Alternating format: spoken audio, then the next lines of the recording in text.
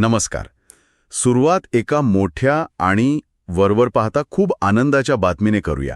महाराष्ट्रातील शेतकऱ्यांच्या खात्यात लवकरच नमो शेतकरी योजनेचे 4,000 रुपये जमा होणार आहेत.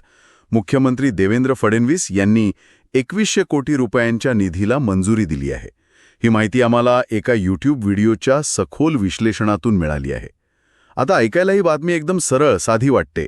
शेतकऱ्यांसाठी चांगली गोष्ट आहे, पैसे मिळणार आहेत.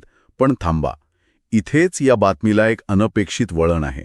कारण या साध्या दिसणाऱ्या घोषणेमागे काही नवीन, अतिशय कठोर नियम आणि एक गुप्त पडताळणी मोहीम दडलेली आहे, जिने लाखो शेतकऱ्यांना एका रात्रीत या योजनेतून बाहेरचा रस्ता दाखवला आहे. चला, याचाच आज आपण तपशीलवार आढावा घेऊया. अगदी बरोबर. आजच्या चर्चेचा मुद्दा हा नाही की पैसे मिळणार आहेत, तर तो हा आहे की ते नक्की कोणाला मिळणार आहेत आणि कोणाला नाही. सरकारने अचानक असे कोणते नियम लागू केले आहेत ज्यामुळे एवढा मोठा बदल झाला? ही गोष्ट वाटते तितकी सरळ नाही आणि त्याचे परिणाम खूप दूरगामी आहेत. तर मग सुरुवातीपासून सुरुवात करूया. मूळ बातमी आहे की ज्या शेतकऱ्यांना PM किसान योजनेचा हफ्ता म्हणजे केंद्राकडून मिळणारे 2,000 रुपये मिळाले आहेत, हो, त्यांना आता राज्याकडून दुप्पट म्हणजे 4,000 रुपये मिळणार आहेत. ही एक मोठी रक्कम आहे. हो, आणि इथेच आपल्याला या घोषणेचा राजकीय संदर्भही लक्षात घ्यावा लागेल, ज्याचा उल्लेख आपल्या माहितीच्या स्रोतामध्ये स्पष्टपणे दिलेला आहे. ही घोषणा नेमकी जिल्हा परिषद निवडणुकांच्या तोंडावर झाली आहे. अच्छा, त्यामुळे याकडे शेतकऱ्यांना खुश करून मतांचं गणित जुळवण्याचा एक प्रयत्न म्हणून पाहिलं जातंय. म्हणजे टायमिंग अगदी साधलेला आहे. निवडणुकीच्या आधी मतदारांना आकर्षित करण्याचा हा एक क्लासिक प्रयत्न दिसतोय. सरळ हिशोब आहे की निवडणुकीच्या तोंडावर शेतकऱ्यांच्या खात्यात पैसे आले की ते मतदानाला बाहेर पडतील आणि त्याचा थेट फायदा सत्ताधारी महायुतीला होईल. अगदी आपल्या माहितीच्या स्रोतामध्ये हेच सांगितलं आहे की हा एक तातडीचा निर्णय आहे. पण त्याच वेळी हे नवीन नियम लावून सरकारने एक वेगळाच डाव टाकलाय. म्हणजे एका हाताने पैसे देण्याची घोषणा करायची आणि दुसऱ्या हाताने ते पैसे मिळवू नयेत यासाठी कठोर नियम लावायचे. इथेच तर खरी गंमत आहे. सरकारने हे स्पष्ट केलंय की हे पैसे आता पूर्वीसारखे सरसकट सगळ्यांना मिळणार नाहीत. आधी कसं होतं, PM किसानचा हप्ता आला की जवळपास सगळ्यांनाच नमो योजनेचे पैसे मिळायचे. पण आता तसं होणार नाही. यासाठी 4 नवीन आणि अत्यंत कठोर नियम लागू करण्यात आले आहेत. आणि या नियमांची अंमलबजावणी करण्यासाठी सरकारने एक गुप्त पडताळणी मोहीम राबवली. ही मोहीम ग्रामसेवक, तलाठी आणि कृषी अधिकाऱ्यामार्फत शेतकऱ्यांच्या माहितीची तपासणी करून पूर्ण करण्यात आली. एक मिनिट. या विश्लेषणातून एक गोष्ट स्पष्ट होते की ही प्रक्रिया इतकी गोपनीय होती की कोणाला याचा थांगपत्ताही लागला नाही. एक गुप्त मोहीम म्हणजे सरकार आता सरसकट पैसे देण्याऐवजी खरा लाभार्थी कोण हे डेटा वापरून शोधत आहे, बरोबर?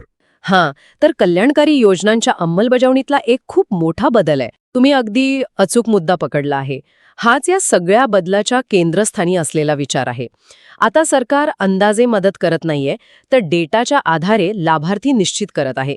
पण याचा परिणाम तो मात्र अनेकांसाठी धक्कादायक ठरला आहे. आणि तो परिणाम काय आहे? परिणाम असा की या पडताळणीमुळे एका रात्रीत 50 लाखांपेक्षा जास्त शेतकरी अपात्र ठरल्याचा अंदाज त्या बातमीमध्ये वर्तवण्यात आला आहे. काय? 50 लाख? हो, खुद्द मुख्यमंत्र्यांनी या पडताळणीचा अहवाल पाहिला आणि जे शेतकरी निकषात बसत नाहीत त्यांची नावं थेट वगळली आहेत. त्यामुळे ज्या याद्या आधी तयार होत्या त्या आता पूर्णपणे बदलल्या आहेत. 50 लाख ही संख्या खूप मोठी आहे.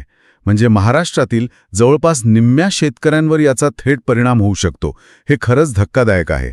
मग हे नवीन नियम नेमके आहेत तरी काय, ज्यामुळे एवढा मोठा भूकंप झाला? चला, हे 4 नियम आपण एक एक करून समजून घेऊया. यातला पहिला आणि सर्वात महत्वाचा नियम आहे उत्पन्नाचा. आधी फक्त एकच अट होती की शेतकऱ्याकडे 5 एकरपेक्षा कमी जमीन असावी. हो. पण आता त्यात एक मोठी भर घालण्यात आली आहे. कोणती भर? आता जरी जमीन 5 एकरपेक्षा कमी असली तरी त्या शेतकऱ्याचं वार्षिक उत्पन्न जर 2.5 लाखांपेक्षा जास्त असेल तर त्यांना हा हप्ता मिळणार नाही. अरे वा! म्हणजे आतापर्यंत फक्त जमिनीच्या आकारावरच लक्ष होतं, पण आता कमाईवरही नजर ठेवणार आहेत. यामुळे तर अनेक बागायती शेतकरी जे ऊस, द्राक्ष किंवा फळबागांसारखी नगदी पिकं घेतात आणि कमी जमिनीतही चांगलं उत्पन्न मिळवतात, ते तर थेट बाहेर होतील. अगदी बरोबर. आणि सरकारच्या मते हाच उद्देश आहे. ज्यांची आर्थिक परिस्थिती चांगली आहे त्यांना या मदतीची गरज नाही. आता दुसरा नियम आहे इतर सरकारी योजनांच्या लाभाविषयी. म्हणजे डबल डिपिंग थांबवण्याचा प्रयत्न. तसंच काहीसं.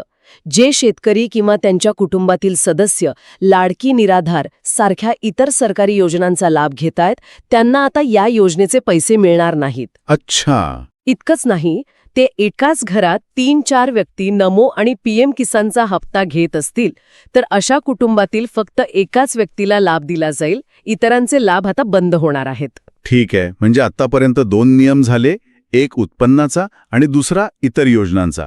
पुढचे 2 नियम हे पूर्णपणे कागदपत्रांशी संबंधित आहेत असं ऐकलंय, जे अनेकांसाठी डोकेदुखी ठरू शकतात. हो. तिसरा नियम आहे आधार कार्ड आणि बँक खात्याच्या लिंकिंगबद्दल. दोन्ही व्यवस्थित लिंक असणं बंधनकारक आहे. पण ह्यात एक महत्वाची अट आहे. आधार कार्डवरचं नाव आणि बँक खात्यावरचं नाव तंतोतंत जुळायला हवं. अगदी तंतोतंत. हो. अगदी स्पेलिंगमध्ये किरकोळ फरक असेल किंवा वडिलांच्या नावाऐवजी पतीचं नाव असेल तरीही अडचण येऊ शकते. हो, ही तर एक खूप सामान्य समस्या आहे. अनेकांच्या कागदपत्रांमध्ये नावांमध्ये थोडाफार फरक असतोच. त्यामुळे अनेक गरजू लोकही केवळ या तांत्रिक चुकीमुळे बाहेर फेकले जाऊ शकतात. आता चौथा आणि सगळ्यात महत्त्वाचा नियम कोणता? चौथा नियम बँकेच्या व्यवहारांबद्दल आहे आणि तोच सर्वात जास्त शेतकऱ्यांना प्रभावित करणारा ठरू शकतो. असं का? यात 2 गोष्टी आहेत. एक म्हणजे बँक खात्यात किमान शिल्लक म्हणजे मिनिमम बॅलन्स राखणं आवश्यक आहे. अच्छा. आणि दुसरी गोष्ट म्हणजे जर बँकेचं कर्ज चालू असेल तर हप्त्याची रक्कम खात्यात जमा होताच ती थेट कर्जाच्या हप्त्यासाठी वळवली जाऊ शकते. 1 मिनिट थांबा. तुम्ही म्हणताय की याच चौथ्या नियमामुळे जवळपास 50 लाख शेतकरी बाहेर फेकले जाऊ शकतात, असं का? हा नियम इतका कसा काय परिणाम करू शकतो? याचं कारण साधं आहे. विचार करा, ज्या शेतकऱ्याची आर्थिक परिस्थिती आधीच नाजूक आहे, ज्याला सरकारी मदतीची गरज आहे, हो. त्याच्यासाठी खात्यात सतत मिनिमम बॅलन्स ठेवणं सुद्धा एक आव्हान असू शकतं. अनेकदा खातं शून्य शिल्लकीवर असतं. बरोबर. त्यामुळे हा एकच नियम अनेक गरजू शेतकऱ्यांना अपात्र ठरू शकतो. आणि कर्जाच्या बाबतीत काय? ते त्याहूनही गंभीर आहे. समजा एका शेतकऱ्याने ट्रॅक्टरसाठी किंवा पिकासाठी कर्ज घेतलं आहे. त्याच्या खात्यात हे 4,000 रुपये जमा झाले, पण बँकेने ते परस्पर कर्जाच्या हफ्त्यापोटी कापून घेतले. तर त्या शेतकऱ्याच्या हातात काय लागणार? 0. बरोबर. त्याला या पैशांचा सणासुदीसाठी किंवा इतर खर्चासाठी काहीच उपयोग होणार नाही. सरकारने सांगितले की या सगळ्या चुका लवकरात लवकर सुधारा, पण या गोष्टी शेतकऱ्यांच्या हातात नसतात. हे सगळं ऐकून माझ्या डोक्यात एक प्रश्न येतोय. सरकारला अचानक एवढी मोठी साफसफाई मोहीम राबवण्याची गरज का पडली असावी? ही गुप्त पडताळणी का करावी लागली? याचं उत्तर आपल्या माहितीच्या स्रोतामध्ये दिलं आहे. या पडताळणीत एक गोष्ट स्पष्टपणे समोर आली की अनेक सधन आणि श्रीमंत शेतकरी या योजनेचा गैरफायदा घेत होते. म्हणजे? ज्यांच्याकडे 4 चाकी गाड्या आहेत, जे मोठे लग्न समारंभ करतात किंवा ज्यांच्याकडे मोठी बागायती शेती आहे आणि लाखोंची कमाई आहे, असे लोकही या 2,000-4,000 रुपयांच्या निधीचा लाभ घेत होते. म्हणजे सरकारला या योजनेतील त्रुटी दूर करून मदत खऱ्या गरजूंपर्यंत पोहोचवायची होती. हो, सरकारचा हेतू हाच दिसतोय की करदात्यांचा पैसा योग्य ठिकाणी वापरला जावा आणि केवळ गरजू शेतकऱ्यांनाच मदत मिळावी. पण याचं एक दुसरं टोकही आहे. ते कोणतं? म्हणजे श्रीमंत शेतकरी बाहेर काढण्याच्या नादात जे गरीब शेतकरी आहेत, पण ज्यांची कागदपत्र नीट नाहीत किंवा ज्यांना हे डिजिटल नियम समजत नाहीत, त्यांच्यावर अन्याय होत नाहीये का? हाच या प्रक्रियेतील सर्वात मोठा धोका आहे. उद्देश चांगला असला तरी अंमलबजावणीची पद्धत अशी आहे की त्यात अनेक गरजू लोक भरडले जाण्याची शक्यता आहे.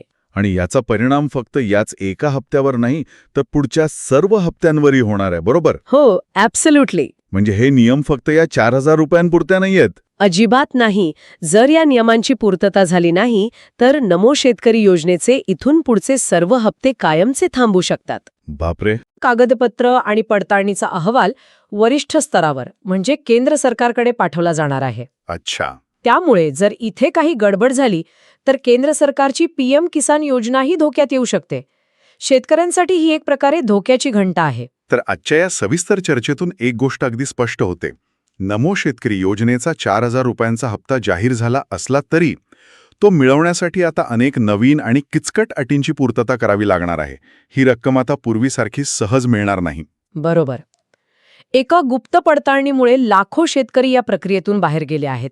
यातून सरकारचा हेतू स्पष्ट दिसतो की मदत ही फक्त निवडक आणि खऱ्या गरजूंपर्यंतच पोहोचावी.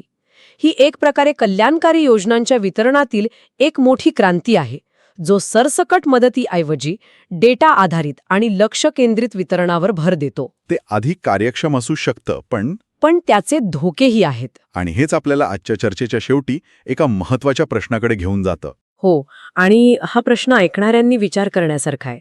फसवणूक रोखण्यासाठी आणि श्रीमंत लोकांना बाहेर काढण्यासाठी नियम कडक करणे योग्य असले तरी अचानक आणि गुप्त पद्धतीने केलेल्या या बदलांमुळे काय होतंय तर चोरांना पकडण्यासाठी लावलेल्या या डिजिटल सापळ्यात असे अनेक गरजू आणि प्रामाणिक शेतकरी अडकणार नाहीत का, ज्यांना हे नवीन नियमच कळणार नाहीत किंवा ज्यांच्याकडे ते पूर्ण करण्याची साधनं नाहीत?